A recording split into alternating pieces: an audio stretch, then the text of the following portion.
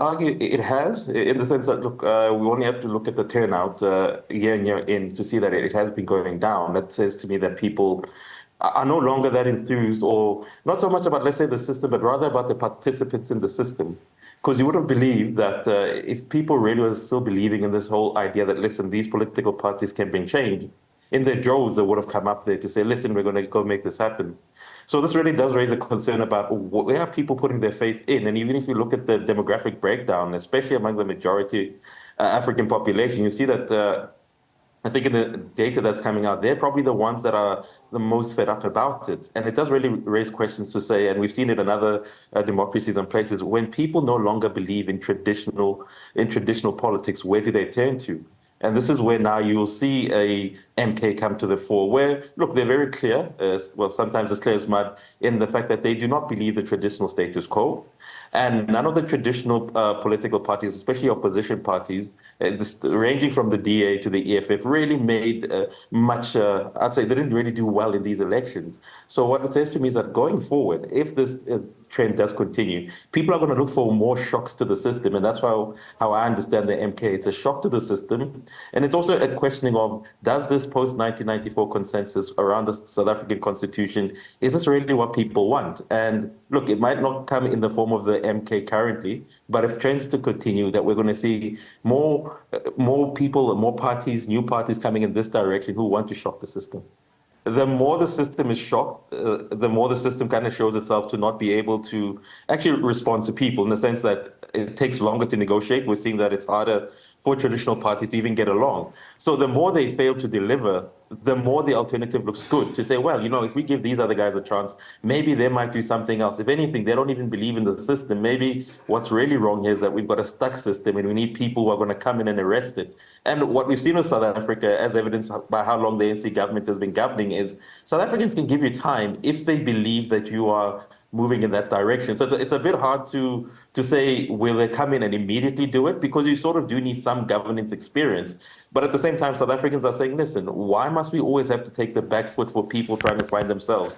If we are having to be uncomfortable in the fact that the economy is not working, we are forced to have to go to places like Cape Town, Durban, and Johannesburg. Why can't they also be uncomfortable to be unsettled like we are? So it really is hard to say, is it going to come and improve it? But the electorate will say is that at least it's going to give the political elites some discomfort in the same way most citizens are experiencing South Africa. As of May 2023, using I think there used to be the former opposition, a leading opposition political party, the Democratic Alliance, the total cost of the cabinet, which I think the cabinet always is just ministers and the president deputy, but if you expand it to include deputies, well, I think it's 946 million, 8,780 rand, or somewhere to that level.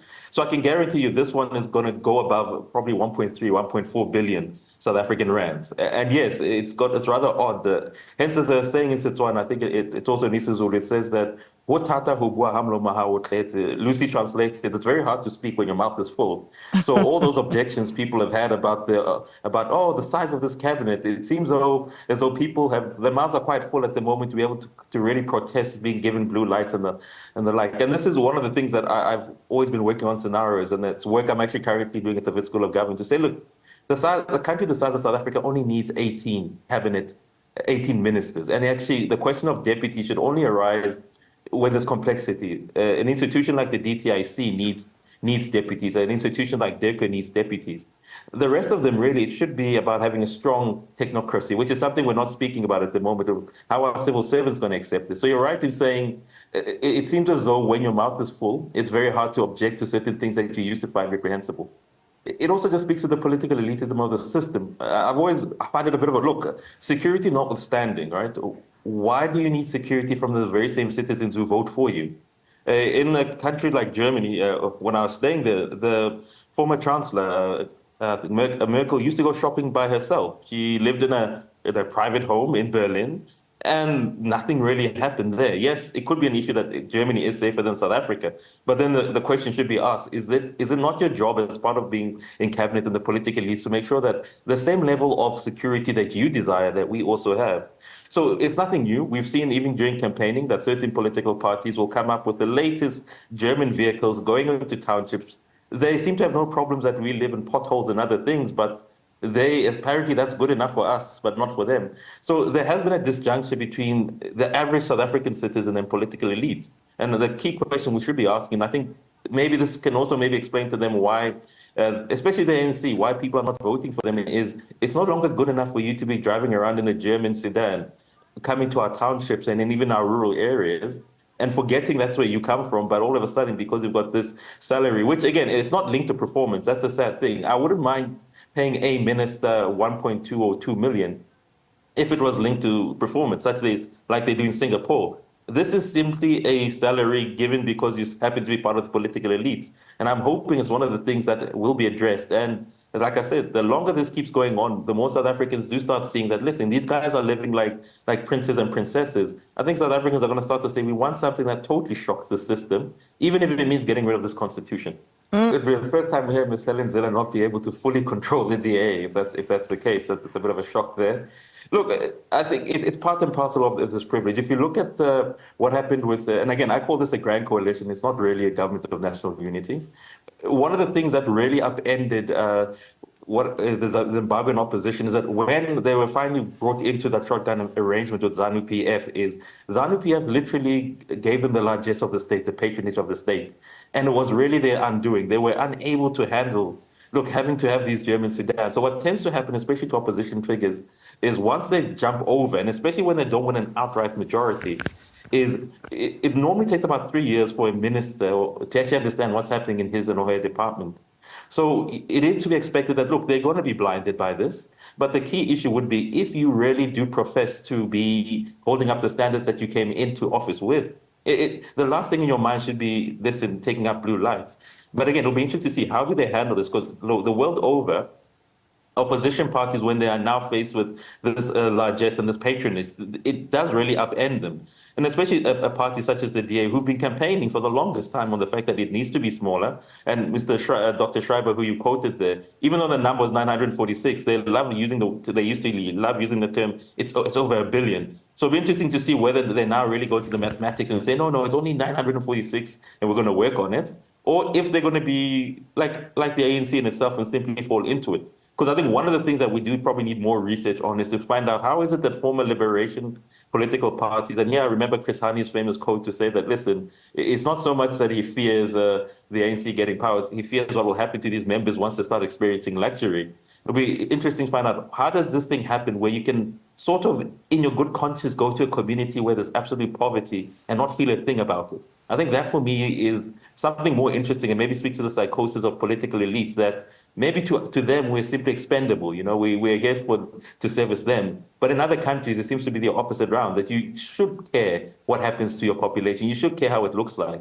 The population would have no problems paying you the highest salary in the world if you gave us world-class facilities and service delivery. In the same article that you quote, I did make a point of saying that Gauteng was always going to be probably the hardest region, or let's say province, to be able to put a grand coalition together, owing to not so much the personalities that are there, but the personality of the ANC in Gauteng. The ANC in Gauteng has always had an outsized role within the larger ANC. It is the slickest, it's probably, I'd say, probably the most postmodern political arrangement within the ANC. For them to be asked to share power with the Democratic Alliance, who, again, have been knocking at the doors in Gauteng, sometimes not by themselves, but with a conglomeration of other political parties. This was always going to be the hardest to work out. So the way I'm looking at the Gauteng, and in the article I call it's a hybrid. It's going to be a hybrid type of thing. Is that there's going to be lots of falling out. There's going to be lots of hysteria.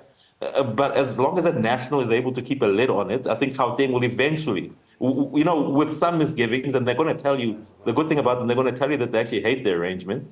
But they're going to, with some misgivings, they're going to have to follow the line because, again, the ANC does claim to be a unitary political party, so they don't really do the federalism idea. But again, it's going to be a bit hard on citizens because from week to week, you're going to read new headlines that says, listen, this thing is coming to an end. And there's always the specter of the MK and the AFF hanging around because Gauteng, as is shown with how they've done it with local government, they're not shy to be able to have friendships with the MK and the AFF. And I think that's what's probably going to make it a bit harder. But it's going to be a rough 5 years.